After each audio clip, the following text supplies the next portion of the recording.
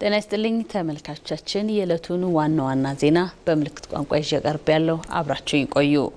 የአዲስ አበባ ከተማ ከንቲባ አዳነች አቤቤ በከተማዋ 8ኛውን መሶብ ዲጂታል አገልግሎት የኮልፌ ቀራኒዮ ማዕከልን መርቀው ስራ አስጀመሩ። ይህ እየተስፋፋ የመጣውን ዘርፉ የማዘመን ስራ ከአገልግሎት ማዘመን አልፎ በዋና ከተማ በሁለንተኛነት የልማት እንቅስቃሴ ላይ የሚደረገውን በጎ ተጽዕኖ ከፍ ያለ ነው።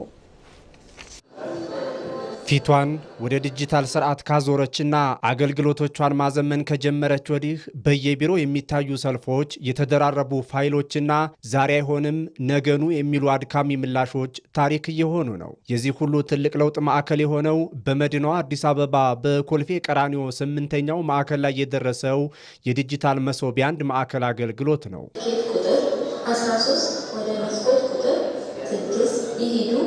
ይህ የአገልግሎት ማዘመን ደግሞ የቴክኖሎጂ ሽግግር ብቻ ሳይሆን ለአንዲት በልማትና በብልጽግና ጎዳና ላይ ለምትገሰግስ ሀገር ትልቅ ትርጉም ያለው የሀገር ግንባታ ምሰሶ ነው።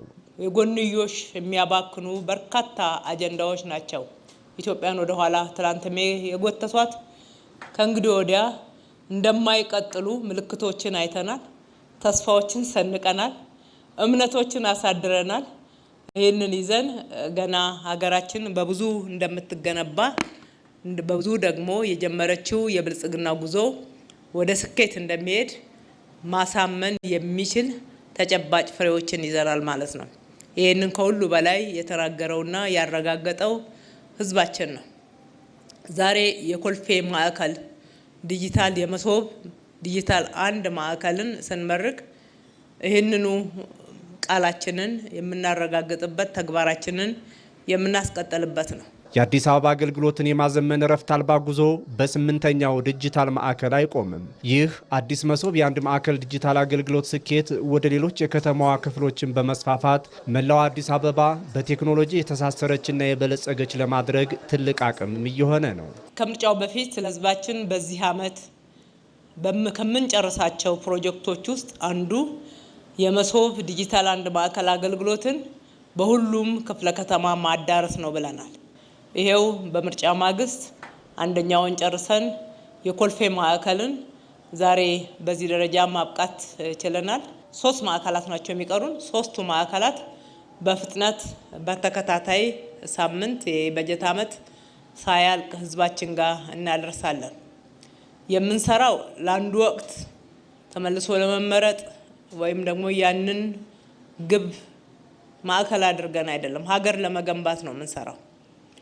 ከድህነት ለመውጣት በህዝባችን ላይ ያለው ውጣ ውረድ እንግልት እንዲቀንስ፣ ሀገራችን በፍጥነት ማደግ እንድትችል፣ ህዝባችን አገልግሎት ፍለጋም ጭምር ጊዜው እንዳይባክን፣ ገንዘቡ እንዳይባክን፣ ያለውን ሀብት ለልማት እንዲያውለው ለማድረግ ነው። መሶብ የተለያዩ የመንግስት መስሪያ ቤቶችን ወደ አንድ ዲጂታል መድረክ በማምጣት የዜጎችን እንግልት በእጅጉ ቀንሷል። ይህ እረፍት አልባ ስለ ህዝብ ማገልገል ሲባል የሚሰራ የቴክኖሎጂ ስራ አዲስ አበባን ዘመናዊት ስሉጥ ከተማ የማድረግ ጉዞ ማሳያ ነው። በአቅራቢያችሁ ባለ ቦታ ላይ ሁሉ በስራ አጋጣሚ የሚሆን ስትንቀሳቀሱ ባገኛችሁት ቦታ ላይ መገልገል ትችላላችሁ።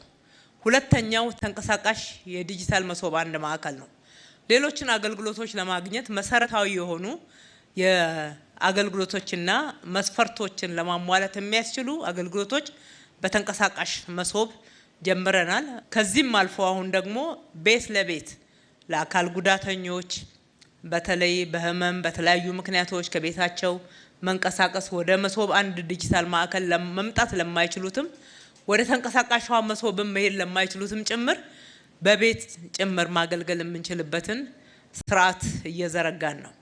ይሄ በአጠቃላይ ህዝባችንን በቅንነት፣ በታማኝነት፣ በቅርበት ቀልጣፋና ፈጣን አገልግሎት፣ ጥራት ያለው አገልግሎት ለመስጠት ያለንን መሻት ያሳየንበት ነው። ይህ በዲጂታል መሶብ የሚመራው የአገልግሎት ዘርፍ ሽግግር ዜጎች በመንግስታቸውና በአገልግሎት አሰጣጡ ላይ እምነት እንዲኖራቸው በማድረግ ጠንካራ የሀገር ግንባታ ነውን ያደርጋል። በመሶብ አንድ ማዕከላት የሚታዩ ቁርጠኝነት አገልግሎት በተቀመጠላቸው የሰዓት ገደብ እንዲጠናቀቁ ከማድረጉም በላይ የመንግስት ሰራተኞች ለዜጎች ያለውን አገልጋይነት፣ ለስራው ያለውን ታማኝነት በተግባር የሚያሳዩበት መድረክ ሆኗል። ዛሬ አዲስ አበባ የምታሳየው የዲጂታል ሽግግር ትጋት ነገ የምትገነባው ጠንካራ ዘመናዊና ለዜጎቿ የምትመች ኢትዮጵያ እውነተኛ ማሳያ ነው። የታሪካዊ ጠላቶቻችንን ተልዕኮ የገነቡ የሀገር ውስጥ ተላላኪዎችን ሴራ ያከሸፈ የኢትዮጵያ ስኬታማ ምርጫ ማከናወኗ ይታወሳል። በአርሲ ዞን አስኮ ወረዳ አሸባሪው ሸኔ በንጹሐን ዜጎች ላይ ያደረሰውን አሰቃቂ ጥቃትን የዚህ ምርጫን የማደናቀፍ ዓላማን ያነገበ ነበር።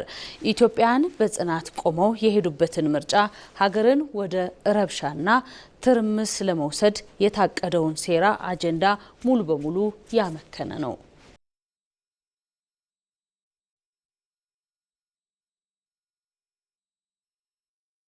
የጋምቤላ ክልል የፖለቲካ ፓርቲዎች የጋራ ምክር ቤት 7ኛው ጠቅላላ ምርጫ ነፃ፣ አሳታፊና ዲሞክራሲያዊ በሆነ መንገድ መካሄዱን ገልጸዋል። የጋራ ምክር ቤቱ ሰብሳቢ ኮማንደር ጋትኤል ቤል በሰጡት መግለጫ ግንቦት 24 የተካሄደውን 7ኛው ጠቅላላ ምርጫ ህዝቡ በነፃነት ድምጹን ለሚፈልገው ፓርቲ የሰጠበት ሰላማዊና አሳታፊ እንደነበር ተናግረዋል።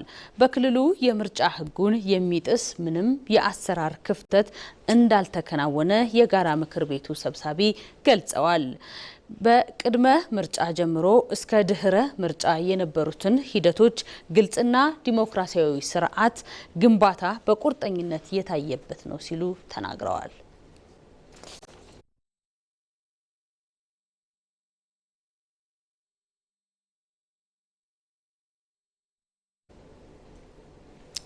ዓለም አቀፉ የገንዘብ ተቋም ለኢትዮጵያ ተጨማሪ 468 ሚሊዮን ዶላር ለመልቀቅ መወሰኑን አስታወቀ።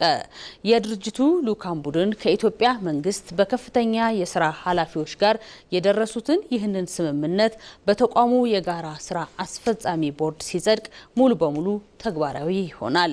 ስምምነቱ ኢትዮጵያ እስካሁን ከተቋሙ ያገኘችውን አጠቃላይ የገንዘብ ድጋፍ ወደ 2.65 ቢሊዮን ዶላር ይደርሳል።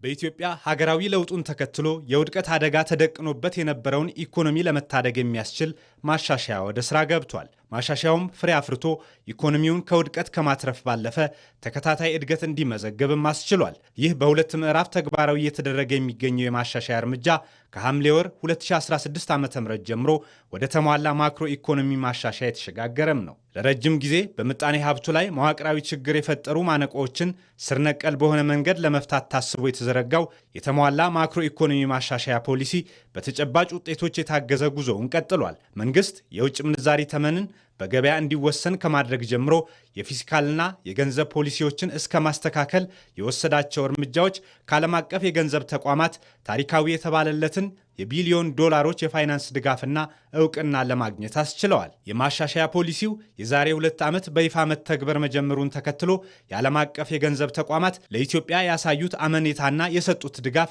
እጅግ ከፍተኛ ነው። የተሟላ ማክሮ ኢኮኖሚ ማሻሻያው በጀመረበት የመጀመሪያው ምዕራፍ ላይ የዓለም የገንዘብ ድርጅት IMF እና የዓለም ባንክ ኢትዮጵያ ለያዘችው የለውጥ ጉዞ ስኬት የሚውል ግዙፍ የፋይናንስ ድጋፍ ማጽደቃቸው ይታወሳል። የዓለም የገንዘብ ድርጅት IMF ለኢትዮጵያ ኢኮኖሚ ማሻሻያ ፕሮግራም ድጋፍ የሚውል የ3.4 ቢሊዮን ዶላር የተራዘመ የብድር ፈንድ አጽድቆም ነበር። ተቋሙ ማሻሻያው ይፋ በተደረገ ማግስት የመጀመሪያውን ዙር የ1 ቢሊዮን ዶላር ክፍያ በቀጥታ ወደ ሀገሪቱ ካዝና ገቢ ማድረጉም ይታወሳል። በትላንትናው ዕለትም ዓለም አቀፉ የገንዘብ ድርጅት IMF ይፋ እንዳደረገው ለኢትዮጵያ ተጨማሪ 468 ሚሊዮን ዶላር ለመልቀቅ ስምምነት ላይ ደርሷል። የዓለም አቀፉ የገንዘብ ድርጅት IMF የልዑካን ቡድንና የኢትዮጵያ መንግስት ከፍተኛ የሥራ ኃላፊዎች የገንዘብ ድጋፉን ለመልቀቅ የሚያስችል ስምምነት ላይ ነው የደረሱት። ይህ ስምምነት በሚቀጥሉት ሳምንታት በድርጅቱ የሥራ አስፈጻሚ ቦርድ ሲጸድቅ ሙሉ በሙሉ ተግባራዊ ይሆናል። ይህም ኢትዮጵያ እስካሁን ከተቋሙ ያገኘችውን አጠቃላይ የገንዘብ ድጋፍ ወደ 2.65 ቢሊዮን ዶላር ያደርሰዋል። ይህ ስምምነት የተደረሰው ተቋሙ ለኢትዮጵያ በፈቀደው የ4 ዓመት የ3.4 ቢሊዮን ዶላር የተራዘመ የብድር አቅርቦት 5ኛውን ክለሳ ተከትሎ ነው። በዓለም አቀፉ የገንዘብ ተቋም የኢትዮጵያ ልዑክ ቡድን መሪ አልቫሮ ፒሪስ የተመራውና ውይይቱን በበየነ መረብ የቀጠለው የልዑካን ቡድን ባወጣው መግለጫ ኢትዮጵያ ሀገር በቀል የኢኮኖሚ ማሻሻያ አጀንዳዋን ወደ ተግባር በመቀየር ረገድ ውጤታማ መሆኗን ገልጿል።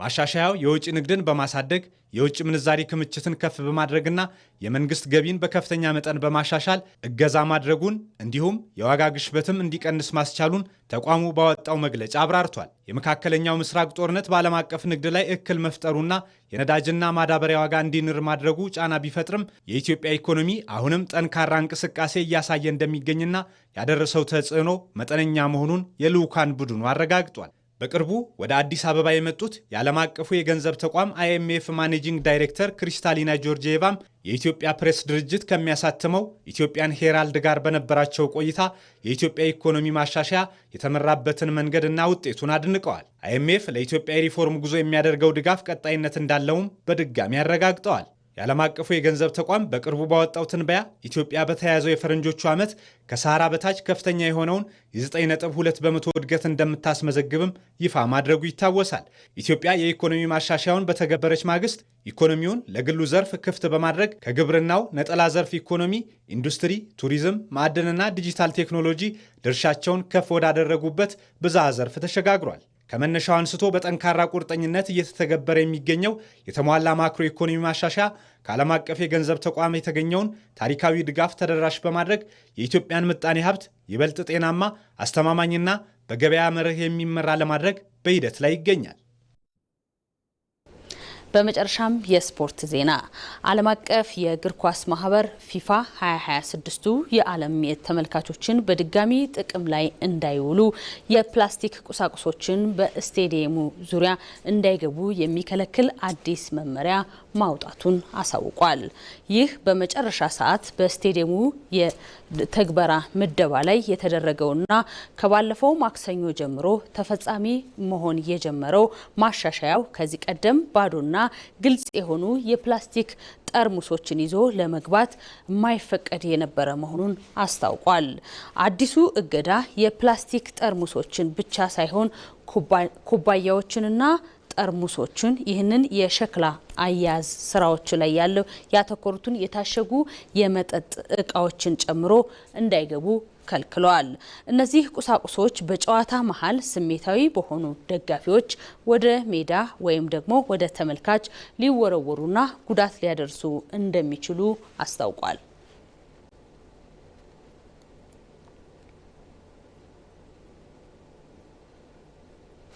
ዜናው አበቃ። ከቀሪ የብሩህ ተስፋ ፕሮግራማችን ጋር መልካም ቆይታ